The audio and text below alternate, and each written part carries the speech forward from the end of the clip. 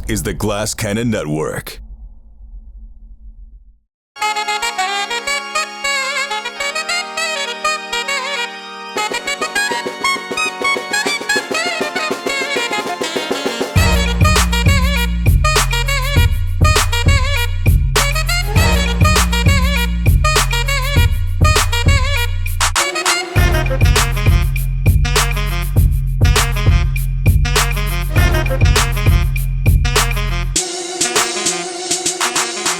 Good evening, everyone. You know, there are some days in a little Troy's life where you just know you're going to remember them forever. The birth of my 3 children. Every Christmas ever. And tonight. Okay, there it is. Session 0 of the new Glass Cannon podcast. You know what's crazy? We never had a session 0 for the first one. It was just emails. It was like, we'll figure it out. It's so amazing when you think back, the way that all of our shows go now, the way that everything is done now, to go back to episode 1 and listen to the first, within the first 30 seconds, it's just like, Joe, why don't you tell us a little bit about yourself and who your character is? And I'm just like, character name, whole background, his whole like personality vibe and stuff like that. And all these details about the character right away. And we never did that again. It was right. And the rest of the guys were hearing you say that for the first time. They had no idea who you were as they were hearing it live. Right. But also like these days, like every character is like kind of introduced through role play and extensive cinematic stuff. And you don't know their name. You don't really know what class they are for a while. It's like trying to pick it apart and everything. It's just funny how we've changed the way we play. Yeah. And, one thing that we've had on our side is time. Lots of time before we launch the new show. And we just want to do it as full out as we can. Let's have a session 0 where we literally create characters together, but also talk about what we're about to get into. And so that's what we're going to do tonight. But first, I want to check in with my good buddy. He's the king of all nerds, and his name is Skidmar. Skid! Hey! Hi, Skid! I'm great. How are you doing? Skid, you like a session 0 when you were a kid playing D&D? I don't remember doing session 0s. I feel like we just were constantly rolling up characters. No. Yeah, we never really, when I was a kid playing, we never put the amount of thought into character and story that I do now. I wish we had. I'm glad we eventually discovered that particular joy. But no, we never would do anything like that. I can't even remember. I think we really just started doing it about halfway through the Glass Cannon Network. We didn't even do it for a lot of our first shows, but it's important. Kate, do you like a session 0 or do you prefer to like not spend time with us outside of work? That's a tough question. Oh God. Is this my first? No, when we did New Game Who Dis, we would sort of do session 0s, and I always liked those. Yeah. So I think I like them. Yeah, they can be fun. I always liken them to a fantasy football draft. So. They certainly can be. They can be fun, but like it's like a fantasy football draft. Sometimes the draft is the best part of the season, and you're like, I wish we could just draft every week. It's the same thing with character creation and starting a new adventure. It's like, this is so much fun until they become real characters that you're like, come on, you can't hit me from there, and you get really fired up. Like now, it's just this is the bliss before it all begins. Speaking of dead characters, Matthew, you have a ton of them. Are you excited to build one that I will probably just kill? Probably kill. Much to the annoyance and consternation of everyone listening. Yeah, they do. They love your characters because you're a writer. You just know how to make them jump right off the page into our mouths. Why are we eating them? Why are your headphones in your mouth? That is not. I'm going to give you guys such joy to choke on. It's not even going to be. I'm going to pack your sweet little mouths with so many characters you don't know what's like. So uncomfortable. You won't be able to stop the flow of characters. Oh my goodness! Quick change of pace, Sydney. Are you excited to dig into this? Because I think you haven't really thought about this until about 5 minutes before we went live. What? No. You were too busy getting haircuts. I was getting my hair cut. And And for a person who has longer hair when they go to the salon, I'll have you know, Troy, I knew this recording date. I was well prepared for tonight. I went to the salon. My appointment was at 3:45. And I got home at 8:15. And the salon is a 6-minute walk from me. So that's how long it takes? Well, your Yes. hair was pretty long. they have to cut it one by one. Each Right. strand. I didn't know you went to one of those barbers where they cut the hairs one by one. Right. Is Right. this a Makes joke? sense. Well, it's very This is a Brooklyn. joke. I was going to say I'm in Brooklyn, so yeah. It's bespoke, a but- bespoke haircut. A bespoke white glove haircut. But no, I'm really excited for tonight. I love session zeros. I think character creation is, like you said, it's even in video games and stuff, it's one of my favorite parts. It's just like a sandbox world and there's so much possibility. And I also get really inspired in a group setting when everybody else is talking about their character and like, they're so excited. And then I'm like, oh shit, that sounds really cool. And it like makes me want to do more with my character. So Yeah, and to give the audience a little peek behind the curtain, we've obviously been thinking about these characters and talking about these characters and sharing some of the elements of these characters with each other now for a couple months. But everything's on the table here, even though people have kind of narrowed into their classes and their ancestries. If you watch the character introduction videos, things change. We had artwork done recently. Some people started seeing the artwork as like, I want to change my character based on this artwork. So it's going to be interesting to see how Sydney things and I fall talked today. last night. We were both like, that session 0 is tomorrow night, and we've changed multiple things since the character video. so many things. And since we've only like emailed with each other too, and it's sort of been like, I think I'm going to do this. Like if I do this, what do you guys think? Like trying to get a read on everybody. But we also kept it super vague. Like I don't know what, I really don't know what any of you are doing. I have no idea. I don't either. Yeah. I changed some pretty significant stuff from my character video too.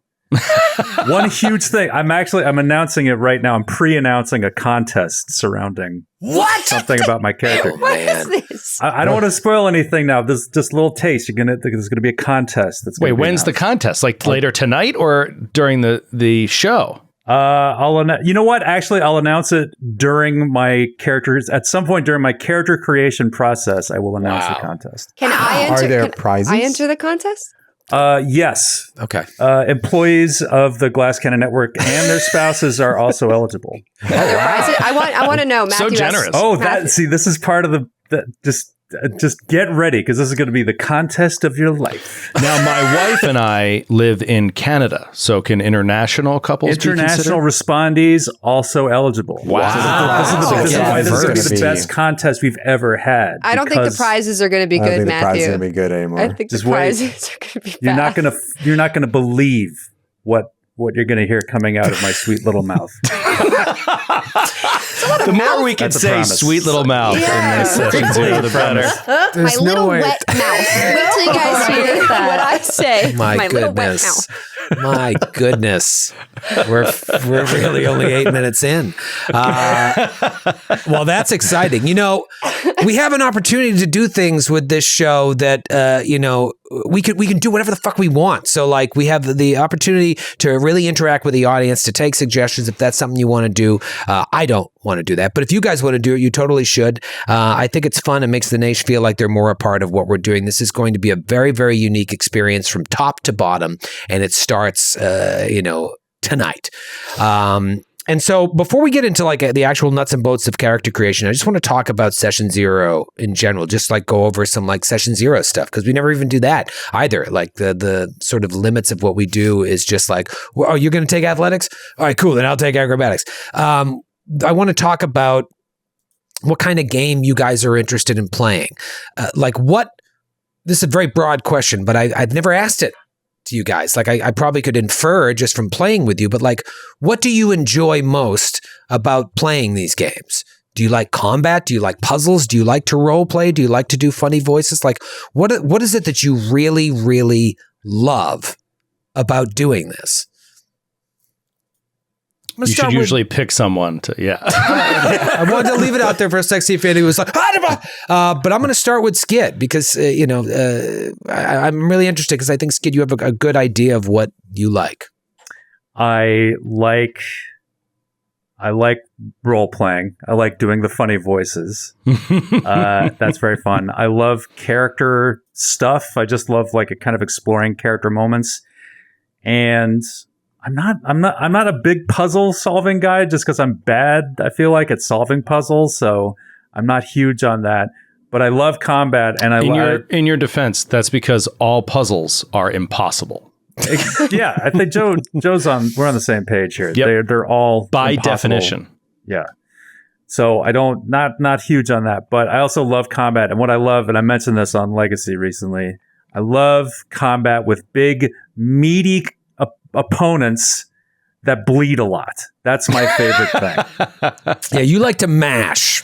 That is really your favorite. He likes a heavyweight boxing match like from Rocky. Like Rocky 1, Rocky 2, where they land like every punch on each other, just constantly, like over and over and over and over. Just like meat slapping, bones crunching, over and over and over again, blood and viscera flying everywhere. These are a few of my favorite things. And yeah, I've only ever seen you play one barbarian. I know because I haven't gotten a chance to do it that much, but that was my favorite character that I ever played, and it's one of my new favorite characters that I am playing on the Blood of the Wild. But yeah, no, it's great. Yeah, you're missing out on Skid's Barbarian and Blood of the Wild. It's an amazing character. Yeah. Sydney, what about you? What is it about these games that did you like your favorite part of playing?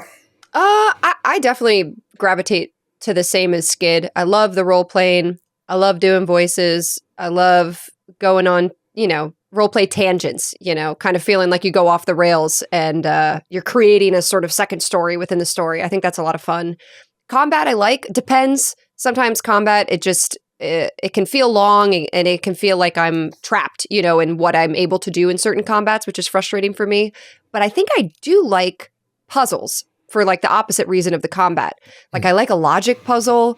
If you set us up on a piece of land and we had to cross a river and there was a boat with like a wolf and a chicken and chicken feed, I would be like, okay, here we go. Like, let's figure it out. Sydney's time to shine. But yeah, I don't know. I love the role play aspect. I think that's definitely, I gravitate towards that in most role playing games. You like the role playing. Another thing to think about as you're answering this, like, what if there's things you don't like? It's like, what I don't like? Blah, blah, blah. Like, I hate role playing. I just like to do the math. Matthew, what about you?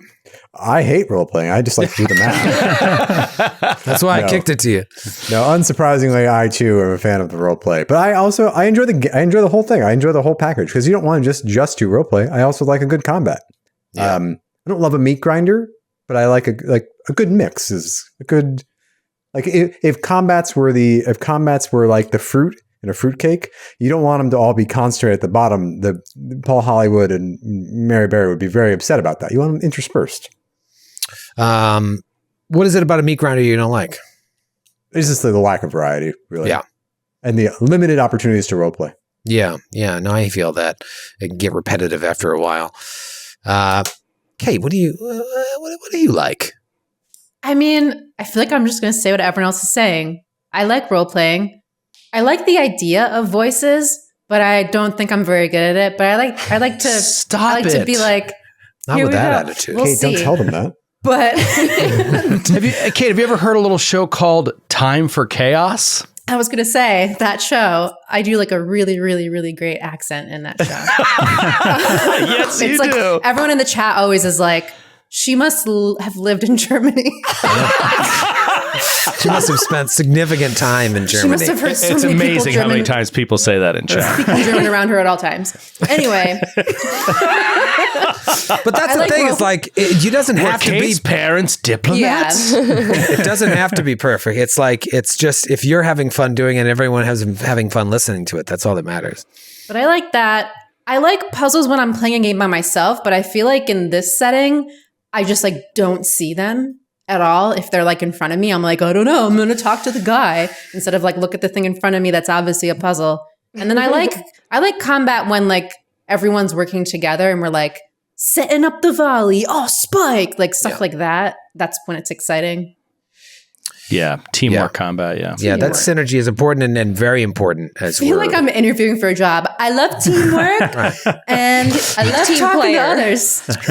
I guess you could say I work too hard. Yeah. It's my biggest flaw is My that weakness. I'm kind of too much of a perfectionist. I I love care all too of it. much about the work. The synergy is obviously very important, especially as we learn more about 2E. Like the best combats are the ones where you guys are really working together. What about you, Joe? I love combat. I love combat. I mean, That's your favorite. I always have. I mean, that's what I gravitated toward when I was a kid, and I love tactical combat, and I love playing with people that love parsing that apart. Matthew's like that.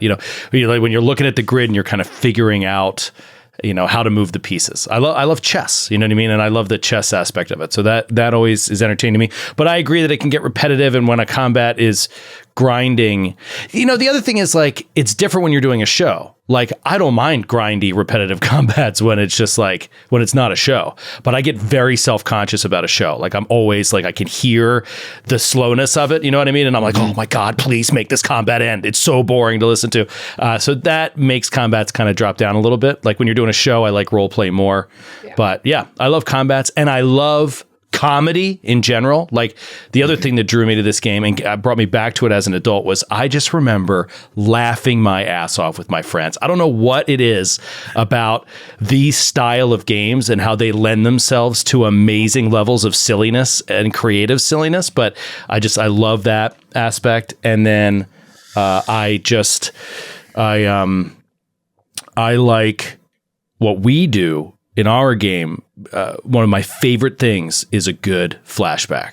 Like, I love when you're deep into the story and you use a moment in the story to inspire a flashback for a character, and you kind of see why they reacted that way in that situation, or why, and when your friends do it, and it can create those like, oh wow moments, where you're like, oh, I know, that makes perfect sense. Like those aha moments in character flashbacks. It's like TV shows that do that. I loved when TV shows would do that and give you an insight into a character you had known for a while, but kind of at a surface level. And then you get their backstory episode, not even a whole episode, but just a scene, and you get a deeper affection for them. So I love that. I feel like backstories are a great way to get, deeper affection for characters.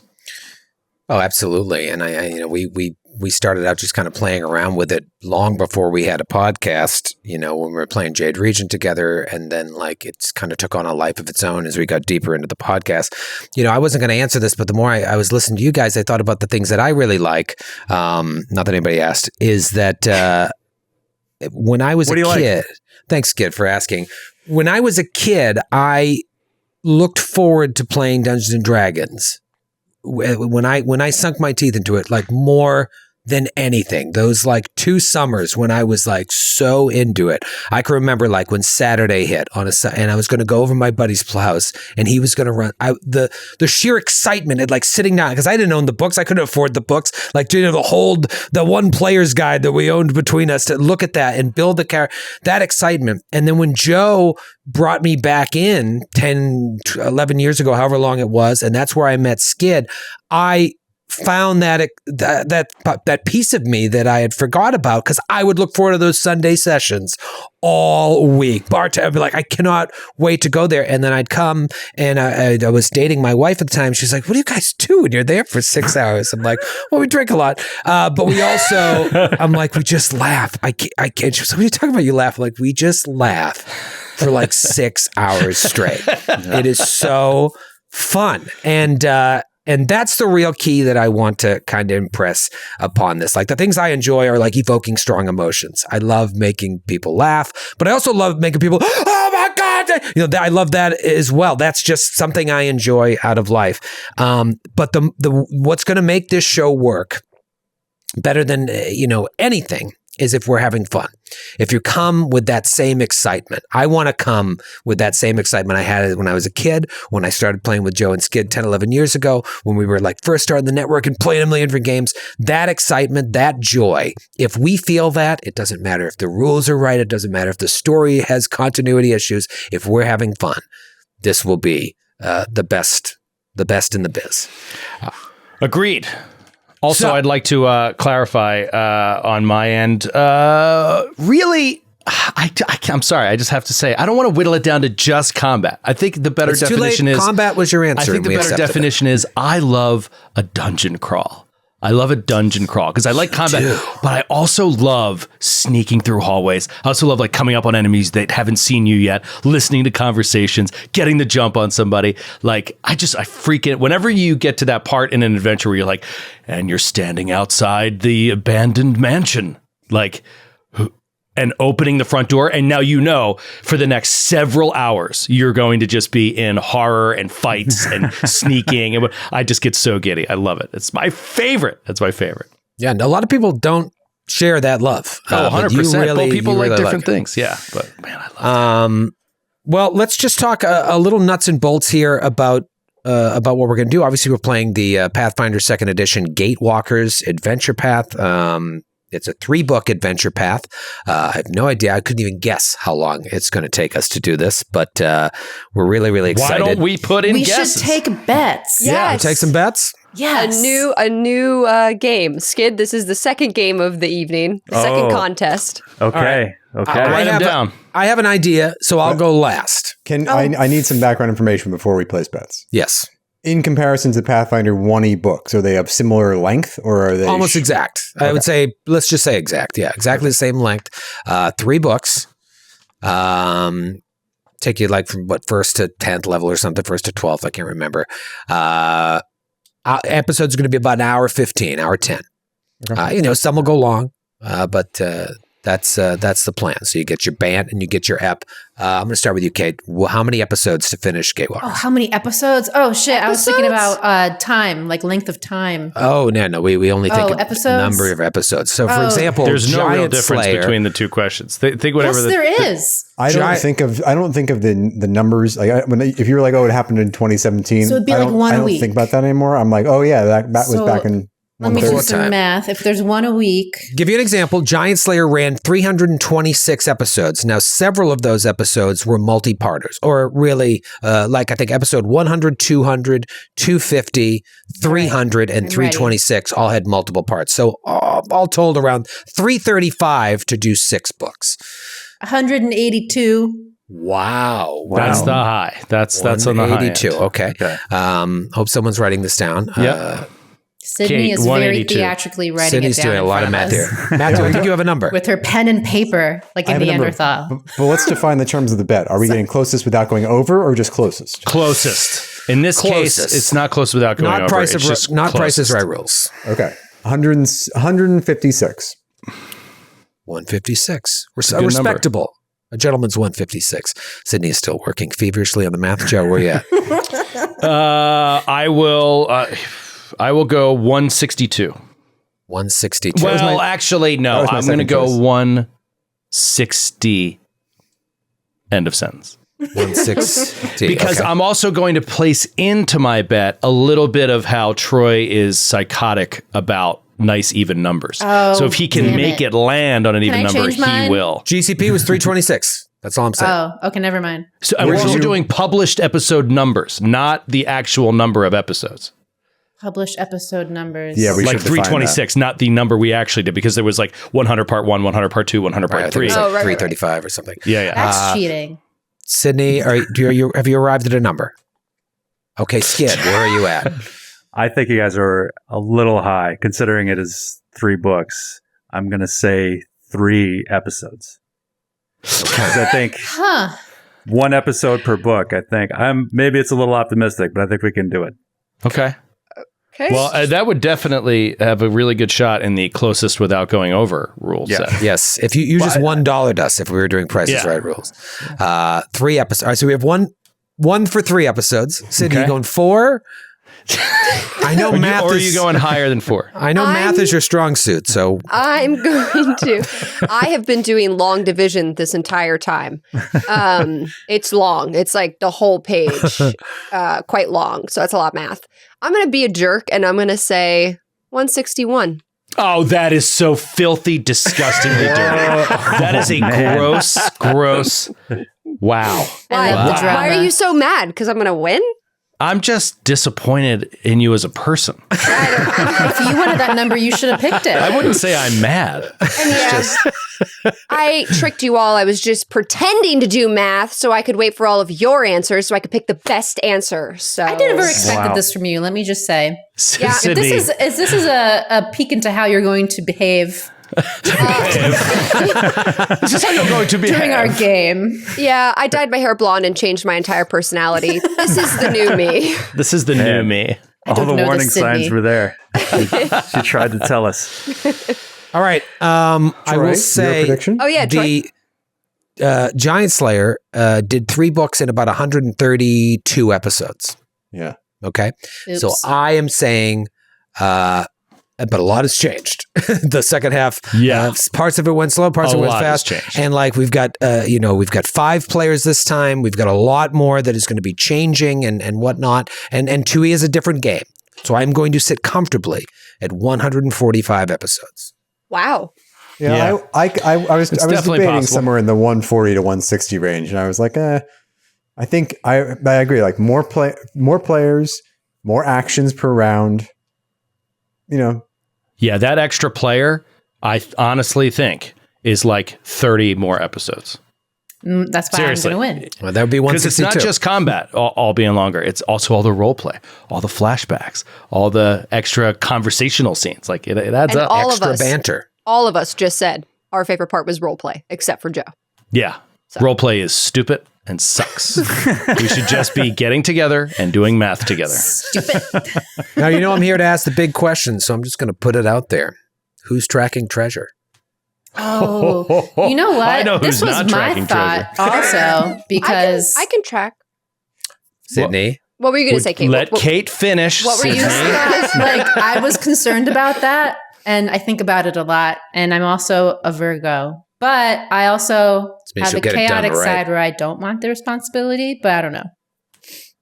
I would volunteer to do it, except I've been burned on this because Joe deleted my spreadsheet last time. Halfway through Giant Slayer, Wow. Joe just deleted it. He just put that out I there. did. I Okay, did. so Joe's not allowed to touch it. Matthew said something about Canadians, and it upset me. And I Took it out on the So you spreadsheet. hurt I took it out on everyone. I didn't know how else to hurt him. You see your precious spreadsheet? It's gone! And I ripped up love? the paper, and he was like, "That's just the paper, idiot. It's on the internet." And I was like, "No, it's not." And then he looked, and I had deleted it. It wasn't there anymore. Yeah, the printout I took was a ceremonial thing. It was So Maybe we should have like a job opening, and then we apply, and then who's hiring? Troy? and then we're all hiring. So like we'll interview you. all right, quick. and give then me you your, all interview give me your me. elevator. Give me your elevator pitch. Me? of- Yeah. yeah. You go first. what do you think would make you a good treasure tracker for this adventure? Well, What are your strengths as a treasure tracker? I see on your resume you were a treasure tracker for Time for Chaos.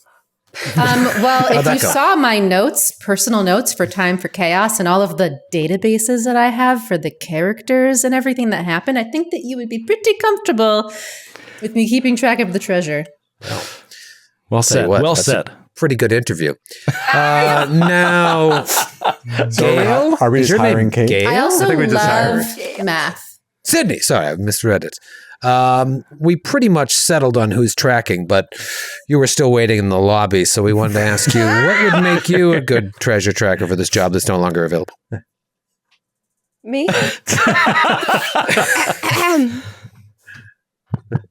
Me? Is this thing on? There's no microphone in this office. I brought my own. Let me just say, let me just say, am I good at math? No. Do I keep all of my notes in emails that are drafted in my Google Gmail accounts? Yes. Oh my god! Oh my god! And do I just highlight? Matthew's horrified by this. And do I just highlight things and use different fonts in those emails to remember what happened in previous episodes? Yes, I do. But does that make me no worse or better a treasure tracker than anyone else in this room? I rest Yes. my case. Yes, it does. Yes, it definitively makes you work. Well, we had two strong candidates. Yep. It's going to be a real tough Relational call. databases or Gmail. Honesty. Excuse me. All Keeps I'll her say is- notes as drafted emails. Oh my God. I'm not going to lose them and I'm not going to delete them. So that goes 2 for And- me, 0 for you, Joe. Google can train their AI on it because you're using their products. Oh, Google's going to come out with the new best online TTRPG platform. Calling it now. I'm going to say this, Sydney. At least you're a treasure. And I mean that. Oh. Aw. But you won't be tracking treasure for this adventure. Yes, sir. But let's talk about variant rules. Wait. So Kate's hired, right? She got the job. Yeah. She was the only right choice for this. Congratulations. Hey, It Kate, I was just wanted to say close. congratulations. When do I start and what's Do you do the hugs, what's or- the pay? The compensation? The compensation is do I get any vacation 10% time? of the treasure. Yes, you get whenever there's an extra coin, you get it. Oh, that's good. You get to all the rounding is Yeah, go to you. instead And of I get dividing health down to the insurance? coppers, Yeah, you health get to. Health insurance for your Wow. character. 401k? Cool. Yeah, we should get a 401k for fantasy characters. I put a should lot of get time into this character. I should get something. We should get life Give him insurance. $74. You'll kill them too fast. Variant rules. I'm not really using anybody. I know a lot of people wanted free archetype. I don't think it's right for this adventure with 5 players. I think that I'm going to be working with a lot of balance issues that I want to make as simple as possible. And free archetype it adds a layer of extra work on my part and your part that I just don't think we need for this adventure. If it was 4 players, It also adds maybe. an extra layer of. Don't what's the say word? it. He's going to say it. Fun. Yeah, there it is. That's what it is. Fun. Yeah, it just takes too much policing. Free archetype, in my opinion, is all players love it. I've yet to meet a GM that's like, fucking free archetype's the best. Not going to use it. However, I am interested in doing away with alignments. If that's something you guys are interested in. I know with the new Pathfinder core that's coming out in the fall, that's one of the changes they're making to, further distance themselves from the, whatchamacallit? Can't think of the word. The OGL. Thank you. And so we could just kind of preempt that if we want. Obviously if there's, it feels like it's not really necessary. And when it comes to a thing like, what kind of damage am I doing here? Is it good? Holy, I feel like we can figure it out. And we can kind of make up our own system for it. So whoever is like doing that type of damage or doing that type of healing or whatnot, we can come up with that system. That to me is just more interesting than like trying to adhere to an archaic system of alignment. Joe, what do you think about that? You got a face that you might love it or hate it. I just find it ironic that you chose this moment to change that rule when it's going to matter immensely to my character for the first time ever. Well, I think it's fine to change it, but Troy, you have to stay honest then about, if an enemy is evil or a fiend or Please don't raise your voice. You could tell that she was going after him. I know. She I was felt like it was. We might cut this out. Yeah, I the felt way you like- raised your voice at me. It felt like the judge should have been like, counselor, How dare you? please stop badgering the witness. Ever talk to me like that in front of the children? Well, but dude, if anything, No. As a if whole, anything, this gives you more like as a whole, I agree freedom. with getting rid of alignments. But yeah, no, I mean, it was just, you'll see as we get into character creation, I was kind of really drilling into an alignment and a reason for that. And it doesn't have to be named what it is. I love it. It's great. Alignments have bothered me for a long time. I've actually asked multiple times in our games to be offered house rule exceptions specifically around alignments, and multiple GMs on this call have agreed to it, in the past of my requests. So yeah, I hate the restrictions imposed by the rules of alignment, and that's what I want to get rid of most of all. I don't mind the alignment sort of archaic, whatever. I mean, I have a certain nostalgia for it, but getting rid of it, I don't think lessens the game at all. And in fact, I think it can even heighten its possibilities. Yeah, I always thought it was a useful tool, but it was so restrictive because I feel like as human beings are all of those alignments at one point or another, right? So it's just so That said, I would like to if I may, offer an idea to send this idea out ceremoniously. Like a Viking funeral for it? Yeah, Viking funeral for alignment. Could we pick alignments for each of us as people? Yes. That's fair. I have an idea for each one. That's fair. All I was going to say is that no matter what alignment people choose, everyone plays their character chaotic neutral. So that's another reason to just fucking get rid of it. And I love the idea, and this is something I really want to do with this, is like, let's kind of figure out what our game is going to be. One of the next things I was going to say before we do this Viking funeral is like, I'm not starting with any house rules because we've spent a lot of time with the system. We're about to spend a lot more time with it. I want to develop those house rules over time beyond like how we're going to do hero points and bottle caps, which I'll talk about. So there are no house rules and also no lemon law because retraining is built into the system. So when you pick something, that's what you're going to get. If a couple episodes later, you're like, fuck, I don't want this feat. Okay, let's work through the system of retraining because there will be moments for downtime where you can do that. So no lemon law. Yeah, that's the main thing. Like you can't just gloss over that because you as a GM don't respect downtime. You keep adventures moving. You're like, this has to, you got to do this. This has to happen. So I feel like with you're Spielberg, yelling. You're yelling right now. You're right. I am yelling. I'm sorry. I shouted. You're making Kate uncomfortable and all of us. Remember. When it comes to retraining, you're talking like weeks of time, not like a couple days. So you got to make sure that you can build that into your adventure. You normally don't. A great time to sort of pull the Naish too. If you're like, I'm leaning towards this feat, maybe I want to do this feat. What do you guys think? Then you've at least done your homework. Matthew, the funeral, if you will.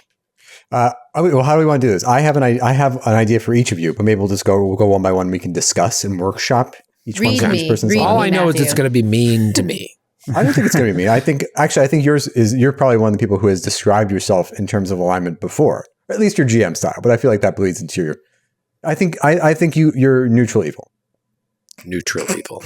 I feel like I'm lawful evil. I don't. Yeah, I like a good rule. Yeah. But I also hate authority. Right.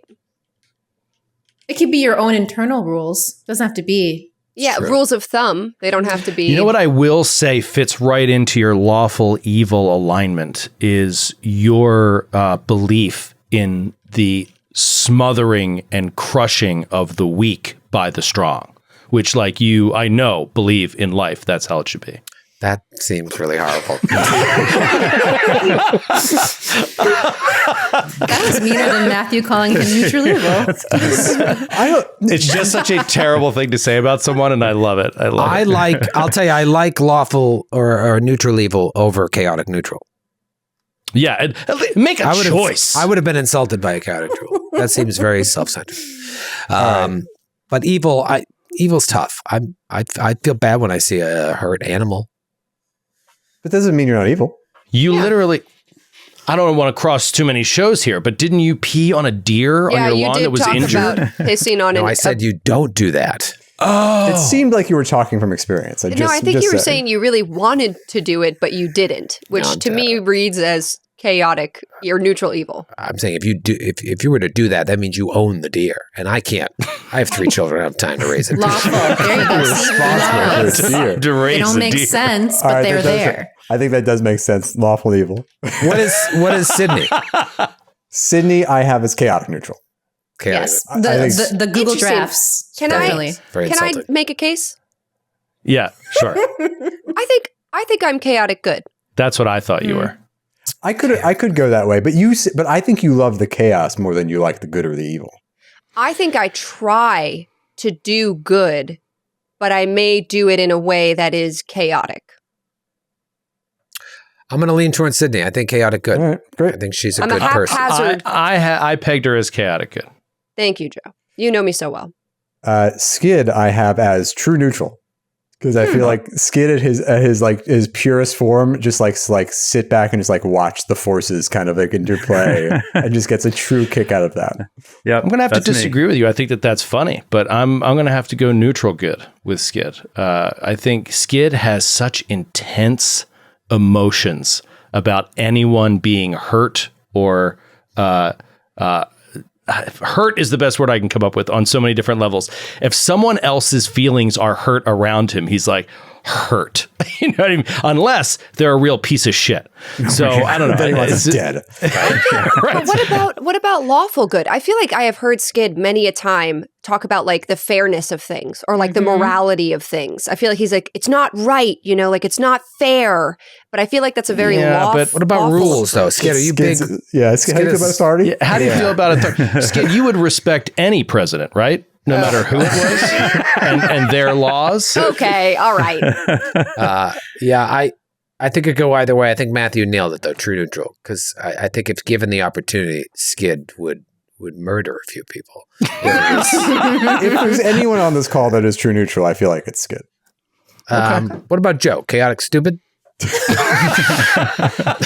That's a classic joke. I think I've seen that T-shirt. I'm with chaotic stupid. I think maybe I'm going to say. Tell me if you're on the same page. I think Joe's neutral good. I have Joe as lawful neutral or somewhere between lawful neutral and lawful good. Agree. Joe is very rules oriented. Agree. Yes, he is. Yeah, lawful is right. Why do you look mad, Joe?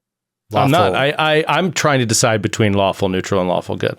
I think probably lawful neutral if you count, the fact that like I appreciate evil. Like He hangs out with me. Exactly. Like You enjoy Troy. I spoke at the man's wedding. I mean, I can't really. You can't be a paladin and speak at Troy's wedding. That's true. You can't That do was on both. the invitation. Paladins need not apply. Paladins leave your paladins at home. I never thought of. I always thought of lawful good, and it is largely because of the lawful part. Like I fear and respect authority, and I always follow the rules for the most part. Yeah, which makes me very boring person. But it's like I don't have a choice. Like, you're kind of like who you are. I don't know how else to describe it. Like I was so disciplined and drilled down from my parents and through all those years of Catholic school. And some people go the opposite way with, 12 years of Catholic school. 16 years. I went to Catholic school for 16 years. Like some people go the other way. They push against it so hard that they end up chaotic, but I didn't. I kind of bought in. I was like, this is the way that I have to be at all times. And it sunk in. Yeah, I'm going to say chaotic good. Or lawful good. Lawful good. Lawful good. All right. And then Kate's on. And then finally Kate. Matthew, where are you going with this? I've got Kate. What is it? Why is it so obvious? I have chaotic neutral for Kate. I have chaotic evil for Kate. Chaotic evil. I mean, I'm honored. she's not evil, but This is what I'm saying about my lawful neutral. I appreciate evil. Evil doesn't always mean you just go on a murdering spree at any moment you get a chance. Like evil just means sometimes you don't mind fucking people over on occasion. I don't think that's what you think of Kate. No, that's not the best way to put it. Not a default setting. No. It's not my default, but sometimes when things are just like really just not, I'm not doing that, I'm not going to do it. Yeah. I think Kate has a strong, not like a strong moral compass, maybe a strong moral compass within yourself. Like you know yourself well, and you know when you're like, fuck that. Like just absolutely no, I'm not doing this. And it doesn't make you evil, but I think it can come across to people as like, wow, she's really putting her foot down. Yeah. I bet you, yeah. Mm-hmm. Other but people would it's be a like, good thing. she's evil. I'd be like, no. I often find myself not surprised, but like I wouldn't have guessed when those moments happen. You know what I mean?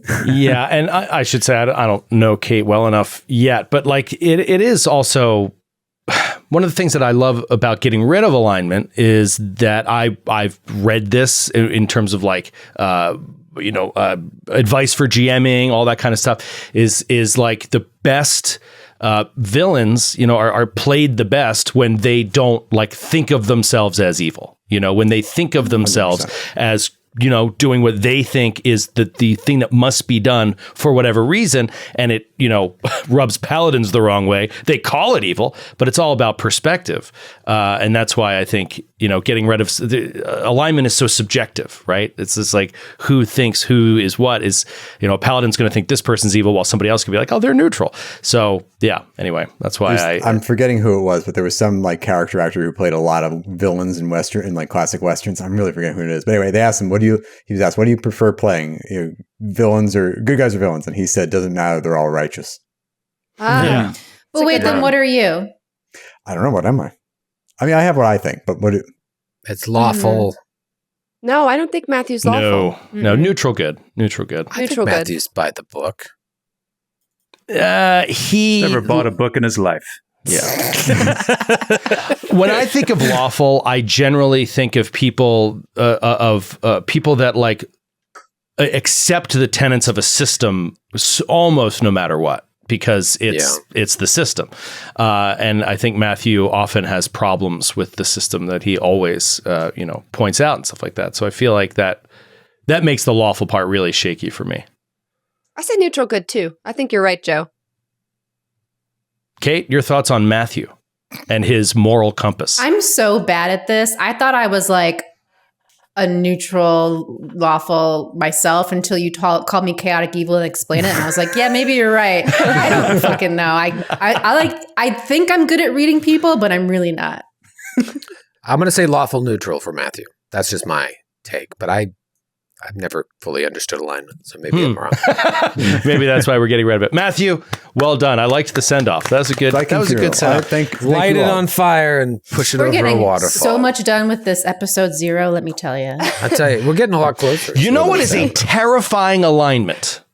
Terrifying alignment, in my opinion, is lawful neutral. It is a very, very scary alignment. Isn't that what we called you? Yeah. No. Yeah. It is. Yes. But I mean, like, if you come across a proper villain who is properly lawful neutral, it's almost scary because they're like kind of blind adherence to law with no like compass on good or evil is just as scary as either one of the others. So I don't know. It's. But I feel like the classic like fictional character that's held up for lawful neutral is Captain Picard. Oh. Right. He's Or but of Judge course, Dredd. Judge Dredd. Well, Judge Dredd too, but I like Captain Picard, but because there's the famous episode where there's the trial, the I can't remember the name of the episode, but the trial, and they're like, would it surprise you to know, Captain Picard, that you have violated the Prime Directive 9 times? And it's like even someone who's trying to like fairly not interfere and stick to the law is gonna break the law. Like it's like of course he has to break the rules to kind of but there are many life. times, and I think it's a really interesting thing about his character. There are many times when you are struggling with him because he is following Starfleet's letter of the law and he's doing something that is not good, that you know to be like morally not the right ethical choice, right, in a situation. And it can be frustrating. Yeah, he's like for following the other letter of the characters law around because him, he's military and he answers to his superiors or whatever. Yeah. And that's a character flaw a lot of times, his lawfulness. So I just think it's a great character. Yeah. It's interesting because he's not always one thing. Yeah. Guys, can we stop talking about alignment? It no longer exists on the Glass Cannon podcast. We fired a flaming arrow into its corpse. We killed it in half of a murder-suicide pact.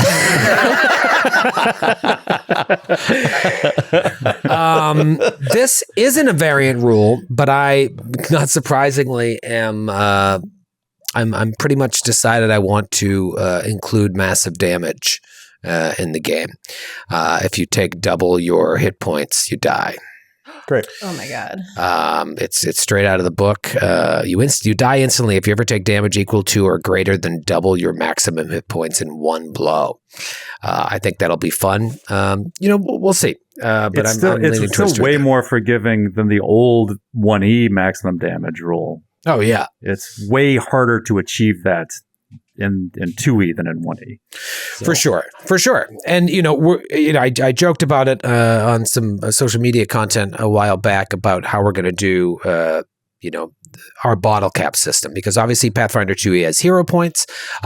It's never been something I've been a huge fan of, but I understand how they're important for the balance of the game. We are not going to use hero points the way that they suggest to use them in the book. We're going to use our bottle cap system, and they can be traded in just like you use hero points, but you're not going to get them automatically every session or every 4 sessions.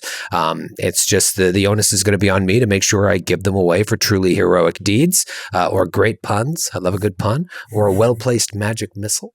But you know that your bottle cap delivery rate is like 1 per 50 episodes. It needs to be higher.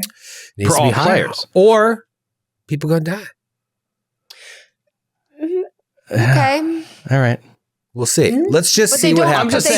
I'm just saying you saying you understand their relevance in the balance of the game sounds like a lie with this. like what you should actually say is I'm unbalancing the game in favor of killing PCs because I think it makes a better show. Well, just say what it is. Straight out of the creator's mouth, Jason Bullman, one of the creators of it, is like, if you like a grittier, more dangerous game, don't use them. We are going to use them. I'm not eliminating them completely. I know some games do that. They are going to be in there, but they're going to be less frequent. They're going to be more precious. Precious. And we're going to have caps. We have them already in studio, physical caps. And I'm telling you right now, you start episode 1 with a cap. Thank you, Troy. Yay! And that's the last one I'll ever get. I know. Well, could I offer a possible amendment to the bottle cap rule? I'm listening. A codicil? A codicil, if you will. In service of a mission of boosting the bottle cap economy, if not the number of bottle caps in circulation, could there be some sort of automatic disbursement method if there are no bottle caps issued after a certain period of time? I will take it under consideration. Like I like a bottle cap bot. It'll be a social safety net for bottle caps. Please don't call them hero points, though. That's all I ask. No. Okay. It's just hard because if you are, say, an incredible, talented role player, like everyone on this call but me, your opportunities for getting bottle caps are instantly way higher than somebody that doesn't just make you laugh. You know what I mean? It's You kind of sell an yourself unfair short, system. and you probably earned more bottle caps than anybody. I think that's true. That might be true. More than Skid? Maybe. Come on. I lost Because I count. think Skid has lulled Troy into a sense of submission. Because Troy expects Skid's roleplay to be excellent universally. I know everyone has a different bar for like, oh, Kate did her best. yes, we're all graded on a curve, I think. I But no, love it. Joe is a way better role player than anything that he gives himself credit for. Then Joe believes. The Joe believes, yes. So yeah, we're obviously going to change the system up, but I think it's going to be exciting. It's going to be fun. It's going to be a grittier game. a grittier game. No coin weight. Don't worry about adding coin weight to your characters. Thank God. Thank for you. God's sakes. Wow. And the last thing I'll say is that when it comes to rules, we've been spending a lot of time with this. I think we're getting a lot better, but it's not perfect. And the rules are never going to be our number one focus. Our number one focus is having a good time. Number one. Number two, a close number two, telling a great fucking original collaborative story. And number three is the rules. So to keep things moving, I'm going to make calls on the fly all the time. Let's just keep it going and then we'll look between sessions. However, when it comes to life and death, let's slow down. The rest of the time, let's just keep things moving and learn as we go. Folks, we're going to take a quick break. When we come back, we are going into Demiplane to build these characters in front of your eyes. Go get a soda, you jerks.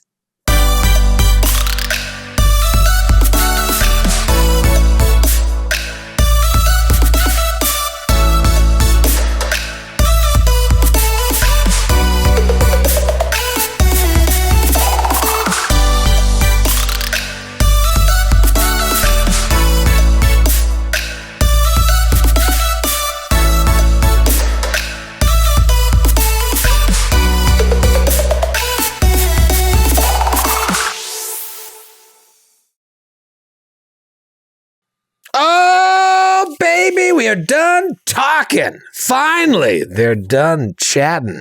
Now we can get down to business. The business of building characters, and we are going to be using Demiplane's Pathfinder Nexus, which is as beautiful as it sounds cool. There's a million ways we can go about this. It does sound cool. They did a good job with the naming. Are you ready to enter the Nexus? This is absolutely beautiful. If you hadn't had a chance to check it out, please check out Demiplane.com. We are jumping right into it. There's a million ways we can go about this. Obviously, if you've seen the character videos, you've got a little bit of the nuts and bolts of what we're dealing with. Yeah. But some things may have changed. Here's what I don't want to do. I don't want to talk backstory too much. I want that to kind of come out and play. Now, if there's a little thing of like, I chose this feat because I think my character used to be in the circuit, yeah, that's fine. But like getting into the nitty gritty of backstory, let's avoid that for now. And don't say the name of the character. I want the name to come out, when it comes out, but not tonight. So let's fucking go. Who wants to start? Here's what we're gonna do. We're gonna do a round robin. We're gonna show screens as people are adding these in for just ancestry background. We're gonna be using the Gatewalkers backgrounds and class. Who's the eager beaver student? I'll jump in. I'll jump in as whatever. the Eeg Beeve just because I don't, ancestry-wise, I think rather uninteresting. It was an interesting conversation. I'm going to bring this up here. So I'm going to try this. This is why we did this on here so that we could actually share screens. Let's see if this works. Here we go. Joe's character! Exclamation on point. Pathfinder Nexus. Gorgeous way to start making a character. I am going human for ancestry. And You're only human. we talked about this like briefly in the video, I think. But yeah, anyway, human. There you go. There's a human. We talked about this briefly in the video, but essentially you were like, oh, that's so Joe, right? Like it's just so not interesting. And you're half joking. However, when we thought about it, like I didn't play a lot of humans. Like I kind of thought I did. And then if you think back, it's like half orc, halfling.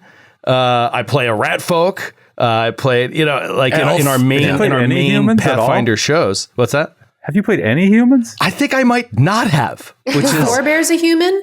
Yeah, Forebears. Yes, Forebears was human. Yes, so good call on that. Yeah, Forebears that was human. So brief though. That was like wait, and 15 episodes. AWOL's human. Yes, yeah. So this is like kind of a new thing. Yeah. Yep. AWOL is human. Skid's going. Well, AWOL is human, but with an interesting ancestry. Sydney's talking about, interesting heritage. Sydney is talking about our whatchamacallit, Blood of the Wild. Blood of the Wild campaign. Anyway, I have What is his heritage? I have selected human. So yeah, there you go. All right, so you're going human. I'm going human. Who wants to go next? How about I'll pick? I'll kick it to Sydney. Well, hold on.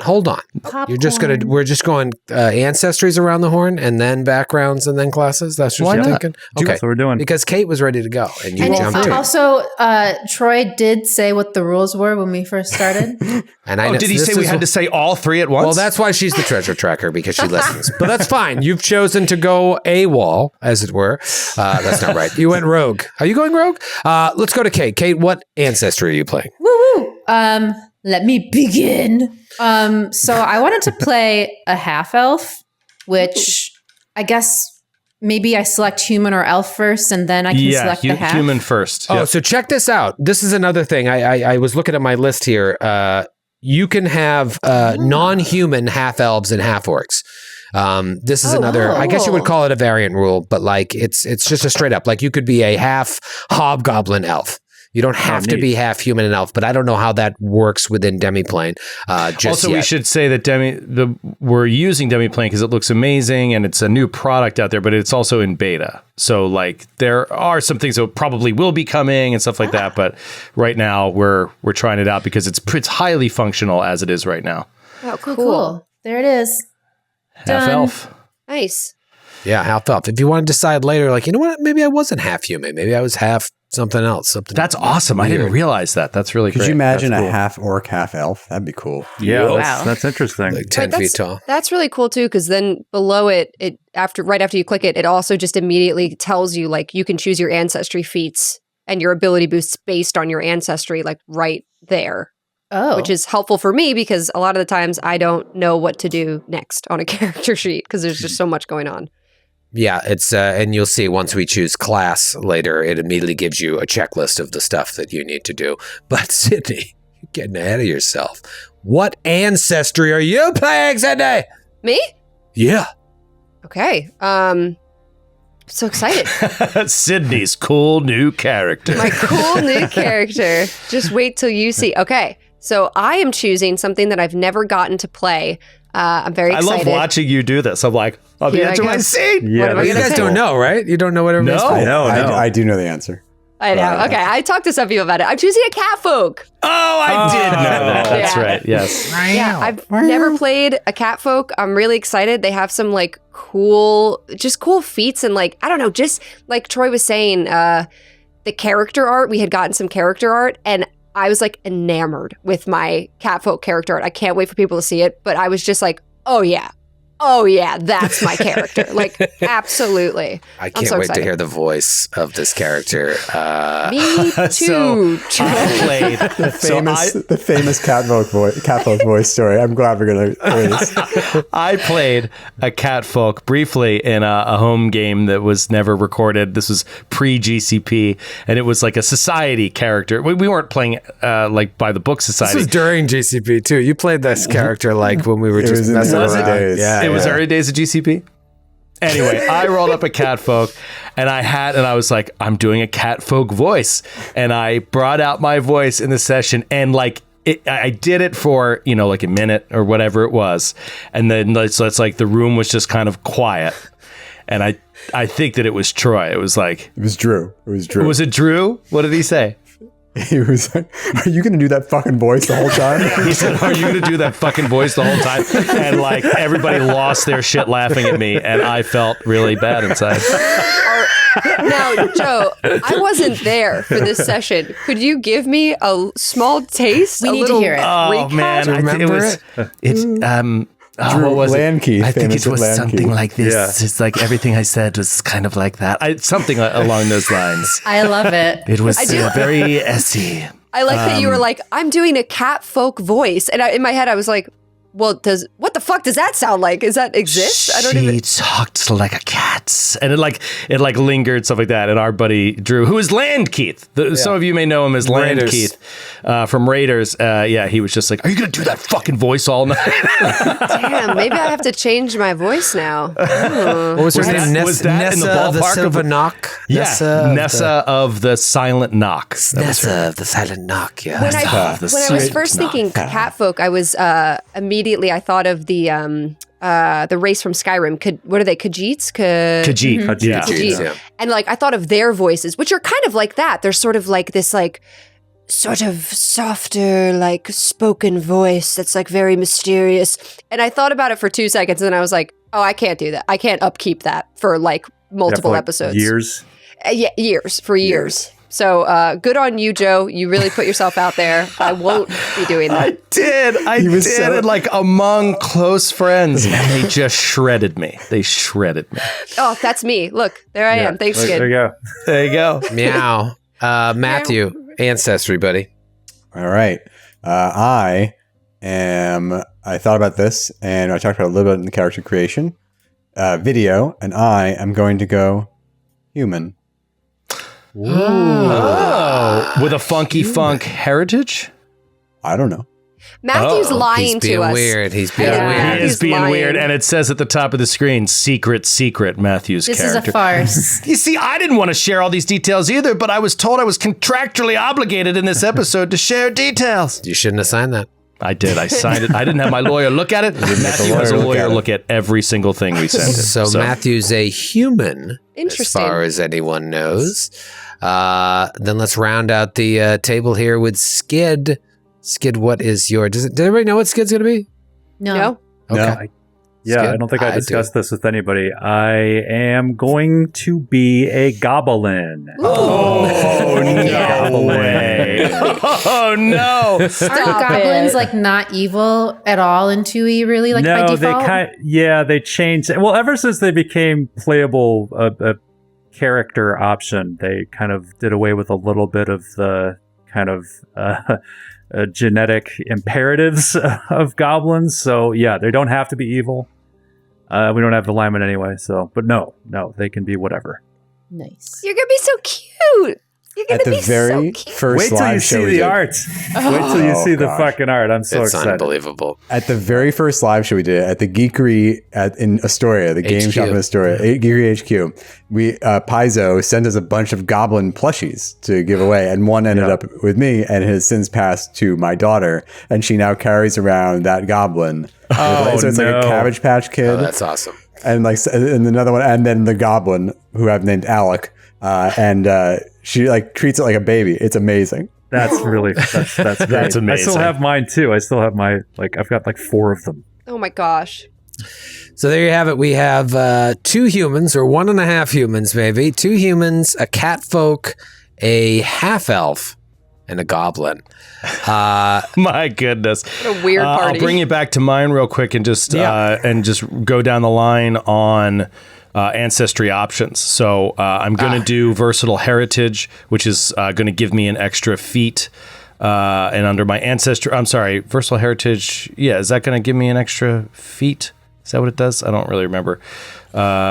You select a general feat of your choice, so you meet the prereqs. Yeah, and so You're a winter touched and then under human? the ancestry feat, natural ambition, to get yet another class feat, which is something that we'll get into a little bit later. Who are you? What have you done with Joe, you power gamer? Yeah, well, it's less about brought the power munchkin? gaming. It is kind of about power gaming. It's more about like the build that I needed. Man, you're so feat starved for what I want to be that like I just had to find every way I could sneak every feat I could get. So yeah, man, those human feats are so good. They're so good. It's hard to turn down. Does anybody else have any decisions to make within Ancestry that they want to share? Kate, do you have something with Skid, half what's elf? your goblin heritage? Like I'm so interested in that. I can't really decide. I want to pick Unbreakable Goblin just because of the hit point bonus that it gives you. But then Tree Dweller Goblin lines up better with his backstory. So That's tough. I'm not. Man, I'm when not you really are sure. put to that decision between like mechanical stuff that's so valuable and legitimately valuable to like keeping you alive versus like things that fit your backstory, I'm always torn by those decisions. It is tough, and Unbreakable Goblin is justifiable as well, but like Tree Dweller is just more perfectly kind of lined up with it. So, not sure. All right, well, you got some time. Kate, was there something with your ancestry that you have to make I was going to decisions say on? I'm doing the same thing as Joe. I really wanted the extra class feat too, for reasons. Maybe we'll see. But I also chose natural ambition for my ancestry skill. And then do you know what ability boosts you're going to do? This could give us actually a little like sneak peek into what your character's going to be. What's your ability? I that you're know gonna... that I want to boost dex and strength. Whoa. So we're talking Marshall. We're talking Marshall. Does everyone has ancestry feats, right? Yeah. All right. So does anybody have anything like exciting to share? I could do mine. Yeah, let's go check out Sydney. Yeah, it's cool. Again, I've never played a cat folk, so this is fun for me to like look through all the specific cat folk ones. But I chose sharp-eared cat folk. What does that do? It says I get a +2 circumstance bonus to locate undetected creature that I can hear within 30 feet with a seek action. Yo, that's awesome. That's which is great. huge. So I really hope that comes in handy. Oh, yeah. Then my ancestry feat, cat's luck. These were all like kind of interesting. It's hard to choose. Oh, but basically, that's great. I can re-roll a saving throw and use a better result. So it's A kind reflex saving throw, which is perfect for a cat folk. a reflex. Right, exactly. It's Cat-like like reflexes. my dexterity. And then the ability boosts, I chose a classic for a cat, dexterity, and then also strength. Whoa. Kate and Sid going with Marshall Interesting. stuff. All right. What the funk? What's happening? Matthew, Well, I should probably then take that opportunity to bring up Joe's character and say that I am going with dexterity and wisdom. Interesting. I am wise. Matthew, can you share yours? Yep. Okay. Well, I'm not going to tell you about the heritage Sure. for reasons. You're so sneaky. He's a sneaky son of a gun. I want you all to enjoy playing. He is so chaotic neutral. But I can tell you about my ability boosts. I'm going to go with intelligence and dexterity. Oh, wow, good we are mix. so far. We're a pretty damn dexterous party. That's dexterous. a good thing. Skid, what's your boosts? What are your boosts? My boosts are I get the default are dexterity, charisma, and a wisdom flaw. So I am taking the boost to charisma. And then my other You get dexterity and charisma, and you get a third one for free. right. Okay, yeah. I'm taking my additional boost. I'm taking charisma. Interesting. Sweet. Anyway, never mind. You can't. You'll have to put it somewhere else. But I'm focusing on charisma. That's fine. Okay. got it. All right. So we don't have anybody else. This seems like let's focus on charisma. So that's cool. Okay. All right. Yeah. So I started doing some wisdom. Matthew started doing some intelligence. Skid started doing some charisma. So that's good. And then Sydney and Kate both in dex and strength so far. All right. Yeah. I'm tempted to just pass by backgrounds. We had talked about it beforehand. And I was like, let's do it. And now I think like there's a lot left to talk about. The backgrounds are going to come out and play. So everyone's using backgrounds from the Gatewalkers Player's Guide. It's going to tie everybody to the story. It's kind of a no-brainer to use those. Let's figure that out when we get to the show. And let's just meat and potatoes. What class is everybody playing? Joe, you started, so we're going right back to you. I will say that, you're going to see my background. I don't know how That's else to fine. not do it, but You can remove it for now. but I do want to put in the ability scores because I need to do that right. You can put it in. I'm saying we just have to talk about it. Yeah, and all you'll see is just the name of it. So don't read into it if you don't want the story a little bit spoiled. But all right, here we go. Adding it to the screen, we're going to go class. It is time to select a class, and I am going to go, as we always need one and never actually do it. Wow. I'm going cleric. There it is. I want to dig into the 2E cleric. Clerk. Wow. The clerk. Yep. So you're going to have one. You're going to have a cleric in the party. There you go. Are you happy, Sydney?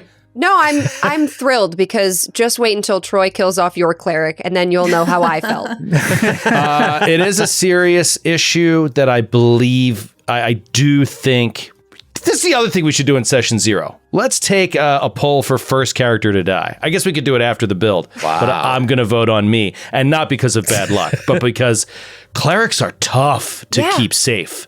Yeah. They are really, really hard mechanically. Did you know that low clerics have no armor proficiency? Really? They're soft. No, They're if you soft take a little war sponges. priest doctrine, I think it is. If you take Yeah. a war priest doctrine, you can get some armor, but then like you lose a whole bunch of that casting ability and stuff, and you're just a martial character. So they're really pushing them towards the caster, as opposed to like the classic cleric who's like a caster would also like get up and exactly. fight. Like if you choose caster as a cleric, you truly are like you don't even have light armor proficiency. You have no armor Wow. proficiency. It's wild. I've been reading some stuff about it. It's very interesting, but a lot of like Skid, a lot of the things that I read were like, they just kind of felt like very much against my image of the character to like take those feats in order to help my AC. The AC in 2E is so much more important than it was in 1E. If your AC is just 1 or 2 points too low, you instantly increase your critical against you threshold. So like when you get crit against, it'll kill you. It'll just kill you because you'll also then go to dying too. So yeah, it's risky. And really what it is, the onus is on you to stay out of danger. So like that's part of the tactics is you got to run away. You got to hide. You got to get in cover. You have to get behind your tough allies, which is why I like seeing a lot of dex and strength points getting put in so far. Couple frontliners. Do we have any frontliners? Well, we got a cleric, so that's going to be wisdom focus. That's your key ability. Let's go back to Kate. Kate, you put some points in strength and dex. What class are you building? I did. I'm playing the class that I wanted to play way back when you first reached out to me to like play a test game, and I was like, I want to play this class, and it's the monk. Oh, a monk! But that's not all. What class feat am I going to take? Do you ask? I didn't. asked. I do. I'm asking. how do I choose that here? Or can I Monk feet. monk feet? Monk feet. Here we go. What is I'm she taking doing? monastic archer stance. Oh, so it's not a frontliner. Oh. I mean, I guess I could be if I wanted to still. Like, I have the weapons of my fists still. But the cool thing about monastic archer is that, like, when you're level 1 Sorry, can you open it up? Can you drop it down so, like, we can, like, read it along so as the you cool thing about monastic archer is when you're a level 1 monk, you get your flurry of blows. You can essentially use that with your bow and arrow. That's so I was just about to ask. Yeah. rad. And this is why I wanted to take the ancestry feat that I wanted to take. I'm also going to take key rush so that I get key strike as my class feat. Every time you hear a song by Rush? No, I'm not taking key rush. Sorry. You get a key point every time you hear a song by Rush. I'm taking key strike as my next class feat because you use it when you use an unarmed strike or flurry of blows. And you get like an extra status bonus and like attack dice to your damage or whatever. And I can use that with my bow and arrow because I'm using a strike, an unarmed strike technically, because that's how it counts. I'm doing a really great job at explaining this, but it's going to be sick. You can use your monk feats in the bow and arrow. You can use any other monk feats. That's very cool. Yeah, that's That sweet. is Like very Skid cool. hit the nail on the head. It's like the Zen Archer, which was that a prestige class in first edition? No, I don't believe so. It was a Archetype, yeah. Yeah. It was an And archetype I assume that was they a changed beloved. the name because this is an actual like religious term in the real world, and they probably wanted to remove that. But Yeah, it was a beloved love class in 1E that I never did. A beloved archetype, I should say, in 1E that I never did. It sounds really interesting. I'm doing this in Blood of the Wild. I have a ranger, and you can see some of the similarities of how you can go. You can go a melee route, or you can go a ranged route, and those abilities like you have flurry of blows, and a ranger just has flurry. And you can, and it doesn't matter. You can use it ranged. You can also use it in melee. You know, it's really flexible, and I love that about The cool thing about system. monks in 2E2 is that like another monk can come along, like in our story, if someone dies or if I die, I can just make a new monk, and it can be completely different based on like if you're taking more key stuff or like just different feats, different stances and everything. Yeah. Yeah, that's yeah, really cool. Yeah. I just built a monk and it's 100% different. Yeah. Yeah, there's a ton of variety within the monk class, possible variety within the monk, maybe more than almost any other class. It's crazy. Does the strength bonus give you bonus to damage, or you just wanted to have high strength because you're still going to be using karate? I think it. I'd have to look into that because Yeah. I still plan on like not only keeping myself far away. Like if I got in hand-to-hand combat, I don't think I would turn away from it. But like generally, I want switch to be an hitter. archer. Yeah. Yeah, that's cool. Awesome. Let's go to the kitty. Kitty, what are Me. you? What's she gonna pick? Oh, what's she gonna pick? It's like the Price is right wheel. Here I go. You're a showman. All right, I'm choosing fighter. Oh, catfolk fighter. Catfolk fighter. Wow. So we got a monk and a fighter. Yeah, a ranged monk, though. Ranged monk. I talked about it in my character video a little bit when Troy and I were talking, and I've always, when I first started playing tabletop games, I always chose casters because I just thought it was the most fun thing to choose at the time. I was like, I want to be an elf and I want to be a caster. And I've kind of done a whole 180, one by playing more modules in different games, but also playing Casino in Legacy with Skid and Matthew and Joe and Nick. And it's just like playing a barbarian has totally changed my mind about melee fighters. I used to think it was boring. I used to think it was like you got railroaded into what you could do. Wrong, completely wrong. So I'm doing fighter, and should I do my next stuff with it? Should I like? Yeah, keep going. Give us a little I think that cheese I on pulled that you off a little sauce. too fast there. Go ahead. Let's see. Well, okay, I'll skip my key ability is strength. Nice. Okay, Yeah, so 'cause you can frontliner. choose. Frontliner. And Kate, your key ability is Dex? Yeah. Yeah, okay, sweet. Let's go to my fighter feat because I feel like that's the more important one. I had a hard time choosing, and I might still change it, but I'm pretty sure that starting off level 1, what I'm going to do is double slice. Can't go wrong. Because That's go wrong. Matthews. That's right in Matthew's wheelhouse. well, you're going to be a 2 melee weapon fighter? Yeah, I just like the idea. I have this image of her with these 2 commas. I know I'll probably use 2 different weapons, but I have her with like these 2 commas, and she's just so badass. She's this frontline fighter. She's so dexterous. She's so fast, but she's strong. And I just like picture the more with an ellipses. Just from what you've described so far. But maybe she'll hold 1 Skidmore, comma everybody. and 1 apostrophe. where's my bottle cap? Damn it. Give Character him- creation bottle cap. Give him a bottle cap. So yeah, I don't know. I am definitely having the overwhelmingness of starting at level 1 and trying to, map my character out like, oh, and then I'll do this at level 2, and then I'll do this at level 3, so I can maximize my choices. But I like double slice. I love Matthew doing it, and I like, I hear him every time. He's like, double slice, and I'm just like, damn, that sounds so cool. It's fun. So yeah, that's what I'm starting with. Double the Okay. slice, double Awesome. the fun. Matthew, are you allowed to tell us about your class and feats? Of course I am. Why wouldn't I? Why would I lie? Why would this regular Are you human lying? have any problem? Why would this regular human? I am going investigator. Oh, yeah. Yeah, you are. Oh, okay, cool. You mean the greatest class in the history of role-playing games?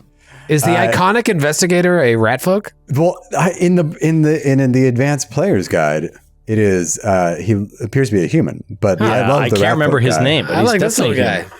Let's see, I'll show you. His name is Mr. Nibbles. That's Detective Nibbles to you. Detective Nibbles. In the 25 years on the force. advanced player's guide, it's this fellow.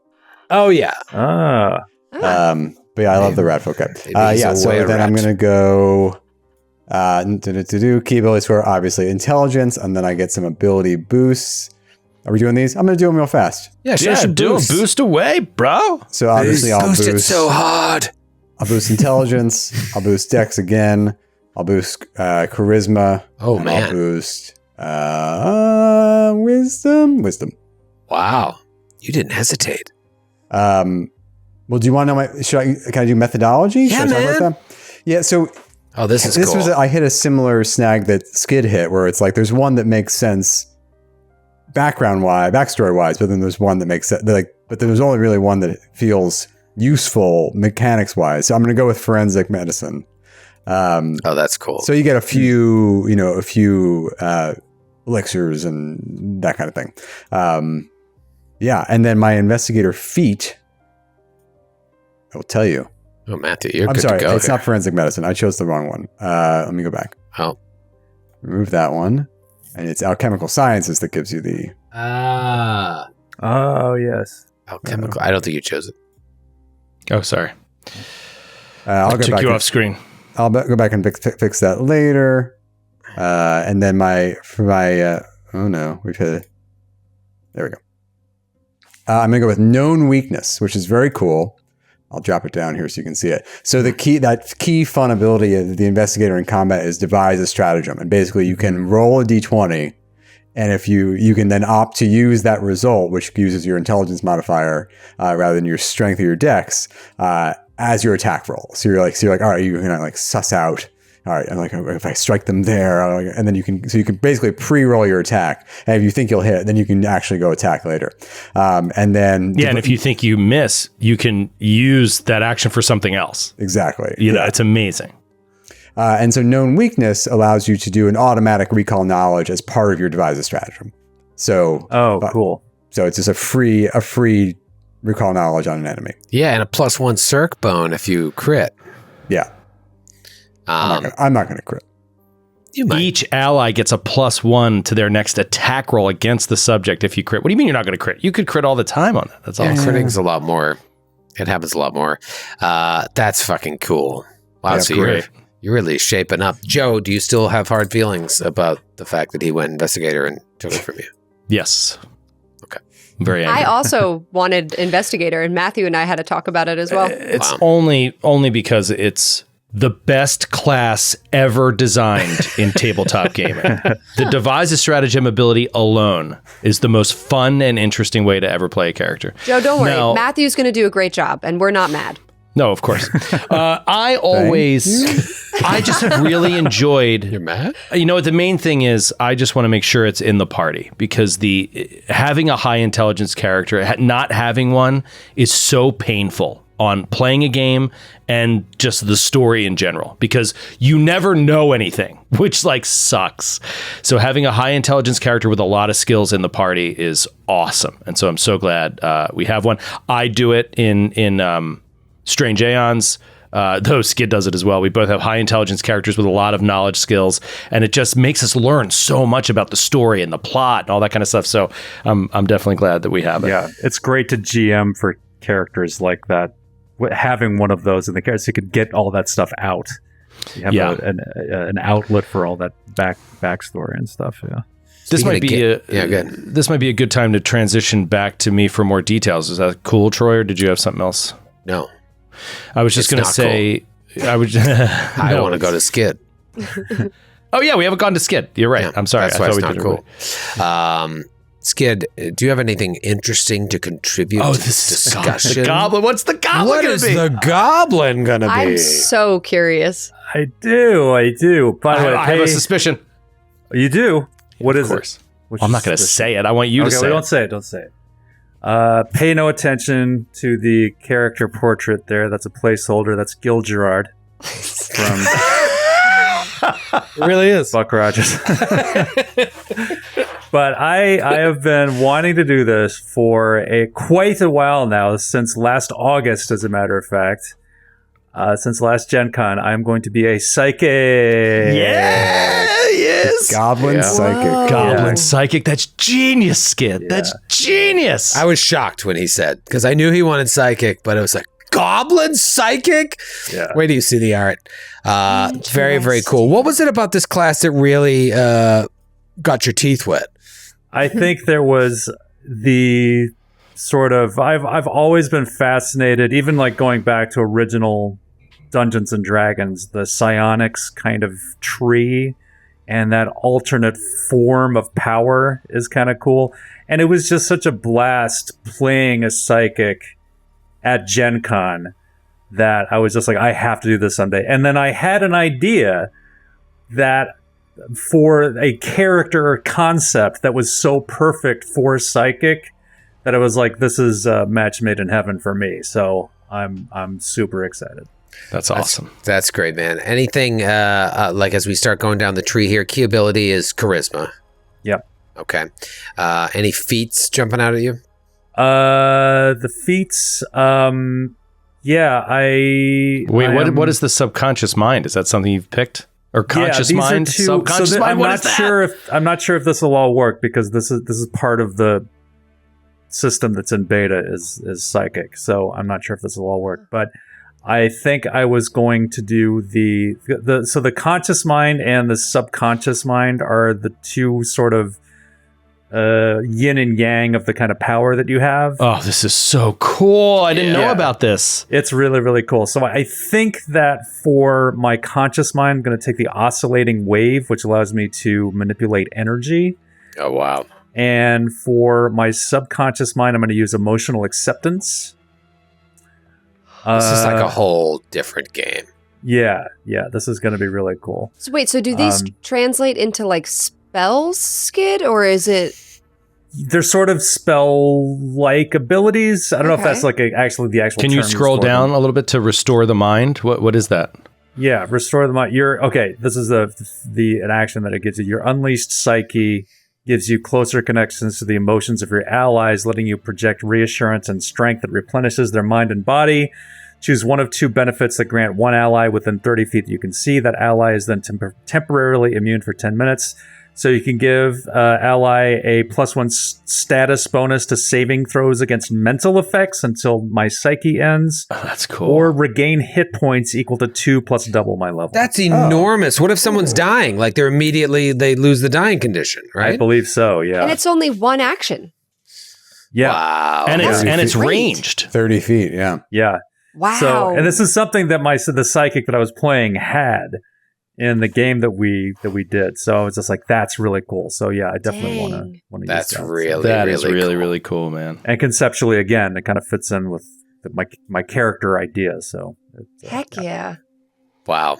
Awesome. Wow. Awesome. All right, so this is amazing. So we've got a goblin psychic, a catfolk fighter, a human investigator, a human cleric, and a half-elf Zen archer monk, ranged monk.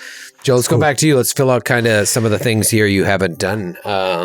Yeah. So what I was saying before, is I love playing intelligence characters. I do it a lot, and I love this is pouring into the concept of this character, which is I was kind of committed to finding a deity that we had not had on shows before. So that was kind of an important thing for me as well. And I found 2. Ooh. And so it was kind of hard to decide, but guess what? Like so many things in Pathfinder, especially 2e, there's a feat for that. So we'll get to that in a second, but primary deity is going to be Gruhastha.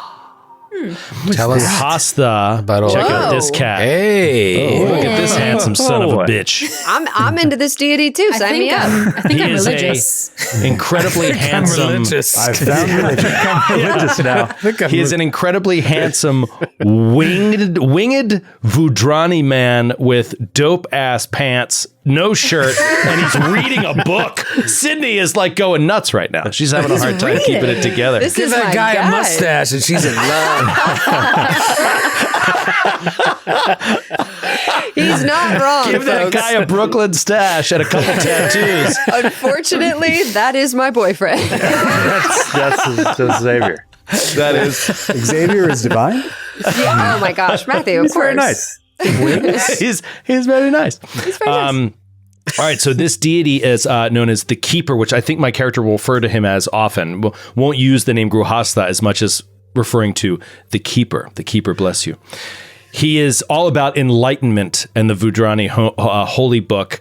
This character is all about knowledge, all about gathering knowledge, and believes that the proper gathering of knowledge and that being spread across the world. And there is no right knowledge or wrong knowledge. It's sort of neutral in that way.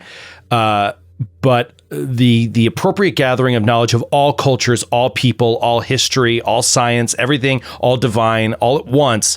If everybody could learn the right amount, the basis of the belief is that all of living beings on Galarian could like ascend to like a kind of I'm blanking on the word. What's the heaven? Like the like Buddhist heaven kind of.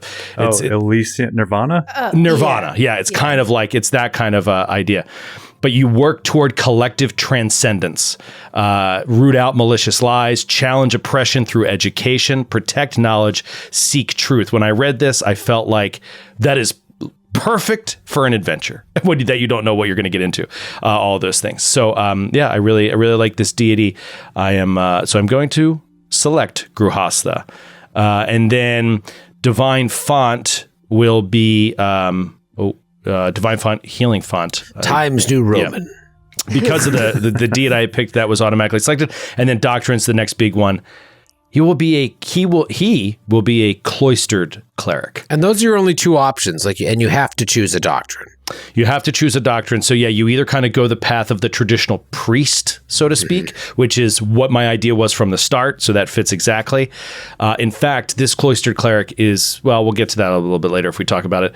But yeah, I did not want to play a war priest. I wanted to play a cloistered cleric. Yeah, no, this definitely is right. Very cool. Yeah. So and then what's your all right, we'll get to the rest of that. Let's go back to Kate here. Oh, these are filling out. We'll wrap it up soon. Kate, what any feats or anything else you didn't share with us, or abilities that are really, really cool? I see powerful fists there. Is that like the 2e stunning fist? Let's see. So this comes automatically. Yeah. But yeah, basically, like I usually with your fists, I think you can't kill with them. When you're fighting, like any other character kind of can't, but like I can as a monk. But a couple of my other feats that I get come from our backgrounds. Ah. Oh, interesting. So I should say this isn't like Stunning Fist. It allows you to make them lethal and do more damage. Yeah, that's really cool. Yep. But yeah, without the background selected, basically I chose the Monastic Archer and then I chose Key Strike. So now, do you have a key pool? Is that something? I do. So when I choose that, I do get like a key pool with like Key Strike is technically a spell that you cast. It's verbal. So that starts up that. So if I want to dip into a little bit more key, I have the option. I'm leaving myself open with options, basically. Yeah, I like this. All right, so you're a badass. What about Sydney's cat? Anything we didn't share here? Fighter. Is it similar to the 1E fighter in that you kind of have to decide early on which route you want to go? You're going two-handed. You're not going to have a shield. You're not going to be dexterous. I did go with the double slice. I mean, you do kind of have to choose, similar to like the monk. Like there's a lot of options. I could go point blank shot, like if I'm ranged. But going with the double slice, I think I'm going to look through this again after this too, because I'm like, oh man, what if I do something else? I always have such decision paralysis. But sure. I'll throw something else out there just to consider if you end up going like one-handed instead of two-handed. Skid and I talked about this the other night as we were like, long story, but browsing this stuff. I think Exacting Strike is so good. I was just looking at that. You make a controlled attack, fully accounting for your momentum, make a strike. The strike gains the following failure effect. This attack does not count towards your multiple attack penalty. So if you miss, your second attack does not take a penalty. Yeah, but Ethel took this and there was a mechanical reason why it did not sync with double slice. Yeah. No, I was saying this would be instead of double slice. This would be a different build of the character. Yeah. But I can only choose one right now. So, that's a good point though, Matthew. If I choose double slice, probably not going to take that one. Yeah, you could go power attack, Exacting Strike or something. Yeah. Double slice would synergize with different feats. Yeah. Just got to decide before we finalize the artwork. But that being said... That's true. That's true. 2 commas in your hand. That being said, I sort of chose unsurprising. Like I have an 18 strength with all of my ability scores added up. 18 strength, 14 dex, 14 con. And then I dumped intelligence, wisdom, 10, and then my charisma is a 12. But... I did train in thievery and in deception. So that kind of goes that's great. More with my character build rather than the fighter build. But so I'm keeping it also open-ended, but definitely going to be melee, definitely going to be frontline, definitely going to be beefy. And I added more to Constitution because I'm trying to be a tank. Trying to be a tank for you guys, for you weak little flesh bodies. So big this. Joe. Andre Scalaraga. Joe always has something to say. What's up, Joe? I don't know this. If I were you, I would read more about it online because I don't know for sure. But my gut tells me that like if your goal is to tank, then I think double slice is not what you want to do because I think that will reduce your AC because you won't have a shield and you won't be protected as protected in the front line. It's more of a damage dealing, not as defensive choice, but no, that's a good point. Okay, maybe tank is the wrong word because I like. Well, you'd probably suffer the same fate that Ethel is suffering in Strange Aeons. Like how he just like goes down all the time, like right away. But Ethel is the only one that can really stand and bang, and it seems like this is going to be the case again here. Because I think we'll have more damage support in this instance. That's true. Kate will offer targeted range support. I'll be able to offer a little melee damage. Yeah, Matthew, you've played a lot of fighters. Do you have any input on my fighter build? Because I'm new to fighter. I've never played a fighter. I resist shields. Like the AC bonus is obviously important, and it does make a difference in critical threshold. But at a certain point, and this is maybe more of a Pathfinder 1E mindset, but I find it hard to shake. It's like at a certain point, the monsters, and especially when Troy is playing them, are going to hit. So I'm always like, all right, but keeping them from critting you is like... You're not wrong, but the crit difference in 2E is a really big difference. Yeah, it's true. That's so big. It's also, I think it's just nice, I've never done this, but it'd be nice to have something reliable to do with that third action when you don't know what to do. Raise And shield. that third action is shield. raise shield. I mean, I get shield block automatically. So Right. Yeah. And you would not be in the +1 AC bonus category most likely because you'll be trained with really good shields. So you're talking +2 AC every time you do that. And I don't know if that then adds on like at later fighter levels. You might get better proficiency with shields, which might increase that even more. I'm not 100% sure, but rats. I thought I had it all figured out. well, I mean, that's what Session Zero is about. It's I all know. about like getting different things, but you don't have to decide tonight. It's all just, of that's fair. I just think I was like with a fighter, I'd be like with any class, right? In a combat, it's maximize the amount of damage you're doing in the shortest amount of time. So I was that's how I look at it too. and in 2E you actually do less. Even as a fighter with a strength of 18, you do less damage than you think you would. So having the extra weapon, but that's my way of thinking. well, that's because you're not the damage dealer. That's not your responsibility. If you are an exacting strike shield build fighter, your job is not dealing out damage. Your job is keeping other people alive, like Kate, who deals damage. And I don't know, like, yeah, we actually don't right now have a lot of damage. What's the psychic like, Skid? Is it a support class? Is it a damage dealing class? Well, it depends on what your conscious and subconscious mind choices are, but mine is more of a damage dealer. Okay, that's good. But do you consider yourself to be a little not weak isn't the right term. A little Squishy? squishy. That's the word. No, Thank you, Kate. No, I don't think so. Oh, cool. It depends. I think I'll have to like run through all the possibilities again, but I think that there is I'm not sure with this particular build, but there is a way for me to be able to also like stand up and sort of tank a little bit in combat too. So. Oh, cool. That's cool. That's cool. Well, the other thing is this is the way you picture the character, Sydney. That's a huge driving force for how you build it. And retraining is a thing. You know what I mean? Like if you find you're just miserable because like how often does Ethel not hit on the double slice? Often. I don't think it's ever happened. I don't think it's ever happened. Have you ever hit both? Yeah, right? Yes. But then once I do hit, I have that reliable third action, which is the flens. So Do you guys feel like you lock yourselves in after you've imagined your character? Because that is how I feel now. I mean, it's like this slender catfolk person with these like two weapons. They're very dexterous. And I never pictured them with a shield. And now I'm like... It takes a certain level of maturity to change this late in the game. Yeah.